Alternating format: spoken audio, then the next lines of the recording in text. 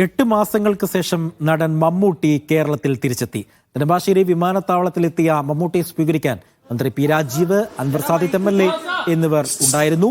UK-യിൽ shooting കഴിഞ്ഞ ശേഷം കഴിഞ്ഞ ആഴ്ചയാണ് മമ്മൂട്ടി ചെന്നൈയിലെത്തിയത്. അവിടെ നിന്നും ഇന്നാണ് അദ്ദേഹം കൊച്ചിയിലും എത്തുന്നത്. ലിഡിയുണ്ട് വിവരങ്ങൾ നൽകാനായി. Lydia, the king is back എന്ന് വേണം അദ്ദേഹത്തിന്റെ വരവിനെ നമുക്ക് വിശേഷിപ്പിക്കാൻ. കൂടുതൽ വിവരങ്ങൾ എന്താണ് ലിഡിയ?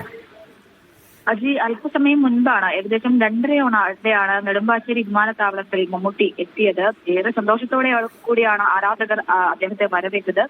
മന്ത്രി പി രാജീവ്, അൻവർ സാദിഖ് MLA അടക്കമുള്ളവർ അങ്ങേരെ മമ്മൂട്ടിയെ സ്വീകരിക്കാനായി എത്തിയിരുന്നു.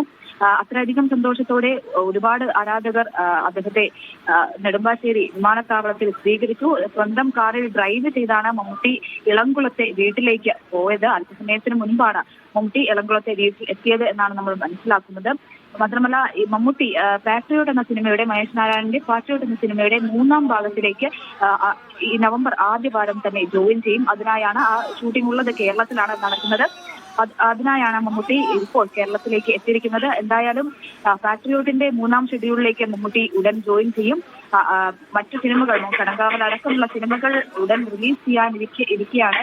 8 മാസങ്ങൾക്ക് ശേഷമാണ് മമ്മൂട്ടി രോഗങ്ങളിൽ നിന്നൊക്കെ മുക്തി നേടി പൂർണ്ണ ആരോഗ്യവാനായി ഷൂട്ടിങ്ങിലേക്ക് തിരിച്ചെത്തിയിരിക്കുന്നത്, സിനിമാ ലോകത്തേക്ക് തിരിച്ചെത്തിയിരിക്കുന്നത്. ഹൈദരാബാദിൽ 1ാം ഭാഗം ഷെഡ്യൂൾ ഉണ്ടായിരുന്നു. അതിനുശേഷം UK-യിൽ ഷൂട്ടിംഗ് ഉണ്ടായിരുന്നു. അതിനുശേഷമാണ് ചെന്നൈയിൽ ഒരാഴ്ച മുമ്പ് എത്തിയത്. ഇനി കൊച്ചിയിലും കേരളത്തിലുമായാണ് ഷൂട്ടിംഗ് നടക്കുന്നത്. ശരി, ലിഡിയ ജേക്കബാണ് വിവരങ്ങൾ നൽകിയത്.